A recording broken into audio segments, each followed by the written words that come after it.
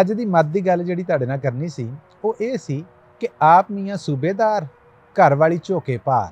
ਇਹ ਉਦੋਂ ਕਿਹਾ ਜਾਂਦਾ ਹੈ ਜਦੋਂ ਅਸਲ ਦੇ ਵਿੱਚ ਤੁਸੀਂ ਆਪਣੇ ਆਪ ਦਾ ਵਿਖਾਲਾ ਬਹੁਤ ਕਰਦੇ ਜੀ। ਸ਼ਾਇਦ ਤੁਹਾਨੂੰ ਰੱਬ ਨੇ ਜਿੰਨਾ ਦਿੱਤਾ ਹੈ ਤੁਸੀਂ ਉਸ ਤੋਂ ਬਹੁਤ ਵਾਧੂ ਅੱਗੇ ਜਾ ਕੇ ਦੂਸਰਿਆਂ ਤੇ ਰੋਹ ਪਾਉਣ ਖਾਤਰ, ਉਹਨਾਂ ਨੂੰ ਨੀਵਾਂ ਕਰਨ ਖਾਤਰ, ਆਪਣਾ ਝੂਠਾ ਇੱਕ ਕਹਿ ਲਵੋ ਕਿ ਇਮੇਜ ਬਣਾਉਣ ਖਾਤਰ ਜਦੋਂ ਕਰਦੇ ਜੀ ਉਦੋਂ ਇਹ ਕਿਹਾ ਜਾਂਦਾ ਹੈ।